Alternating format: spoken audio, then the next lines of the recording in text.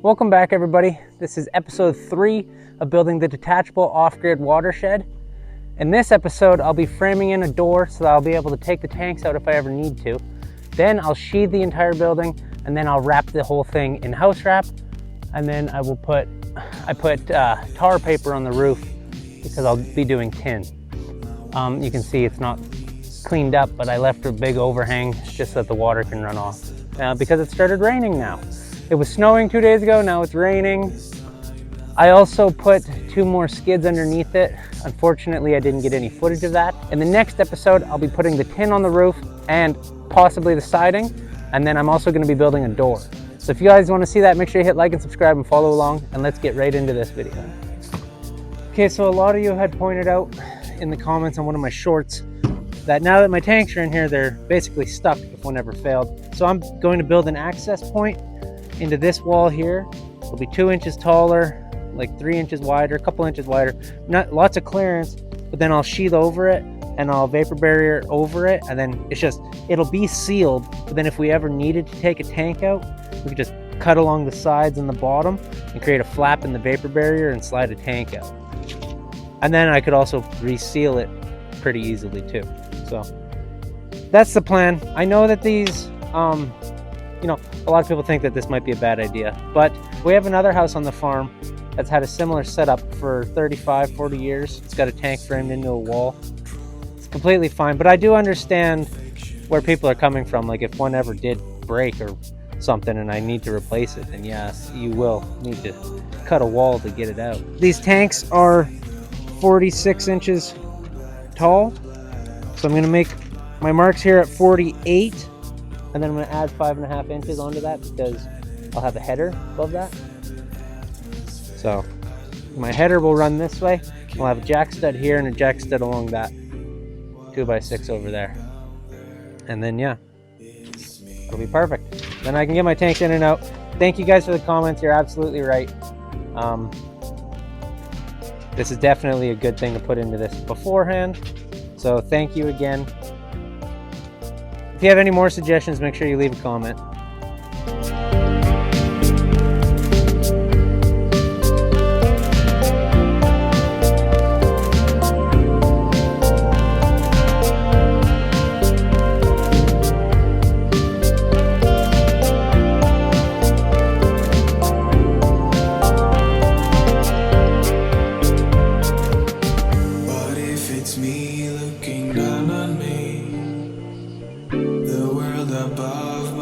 Also be, this could go on for infinity.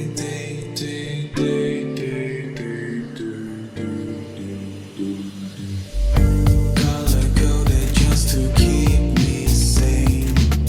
My world is finally starting to take shape. I press the button and it bursts into life. This time nothing will escape. I see the stars and the planets soon follow. Expect to have the universe by tomorrow.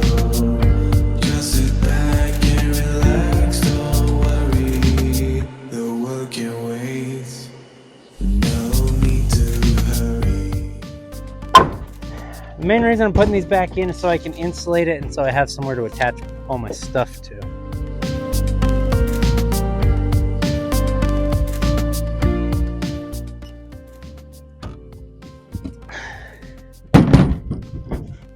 Okay, and now if I ever need to take a tank out of here, I can easily just pop these 2 boards out, 4 screws, and then I can slide a tank right out. So thank you guys for the advice. I'm glad I did this now. This is going to save me a huge headache in the future if I ever do need to change this. And then yeah, so with it like this, I can insulate it and then vapor barrier it just like it was a normal wall, so there won't be any leaks. And this is a perfect emergency backup plan.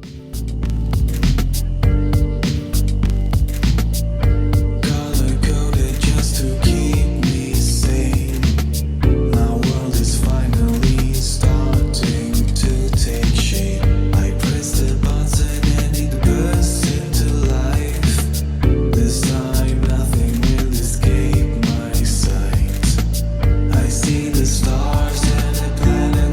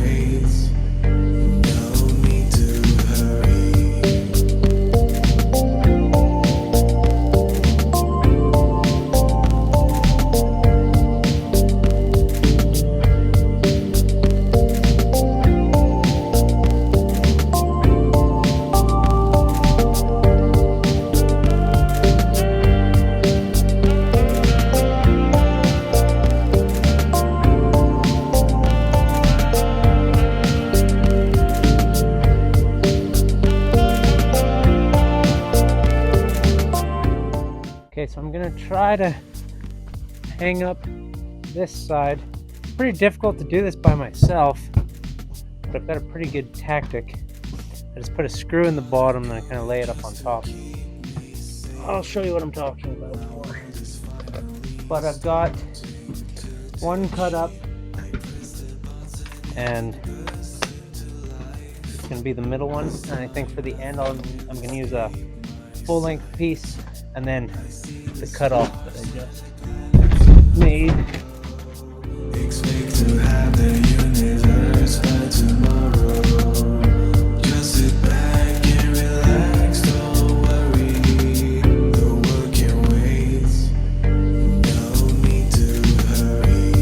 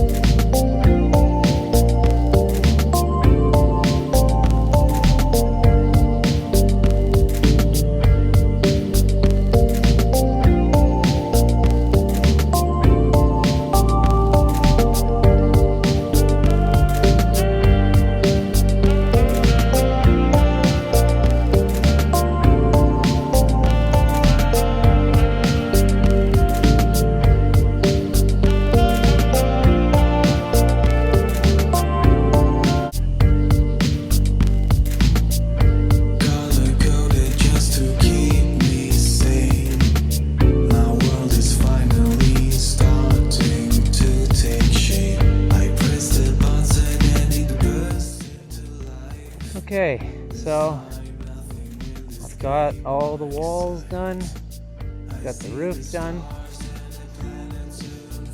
got it up against the trailer like this close. So you see it's still separate, but what I'm gonna do is I'm gonna lay flashing from this roof. I'm gonna silicone it good, and then I'll drape it over this roof because it sits a little higher, and I'll just drape it over probably 2 feet. I won't attach it to this just so that they can move, but then water and snow should stay out. So I'm gonna frame this part in because I'm gonna run a diesel heater into this room, and also the water lines are gonna run into here, so I just wanna keep this all good. I'm gonna wrap the water lines and the heater line, but I just want this area to be kind of warmer. And then yeah, there's gonna be proper siding on all of this. So you can see like that corner, there's a little gap, but there's gonna be the angled piece and then siding over it on all corners. So really I wasn't worried about the finish too much. You can see these ones hang down past this one. I accidentally put that wall about 1/2 inch in, so it sits flush there now. But the tin I get, it'll just drape all the way down and I'll hang it past like I did with these, just to make sure that there's nowhere water can get trapped. Same as this side, with this side it all hangs past. And yeah, and I need to trim that better still too, and this, but I will do all that. This is just to keep more snow from getting in there, because every time I think we're done getting snow, you know, we keep getting tons of snow around here. Just to keep me sane. My world is finally starting to take shape. I press the button and it bursts into life. This time nothing will escape my sight. I see the stars and the planets.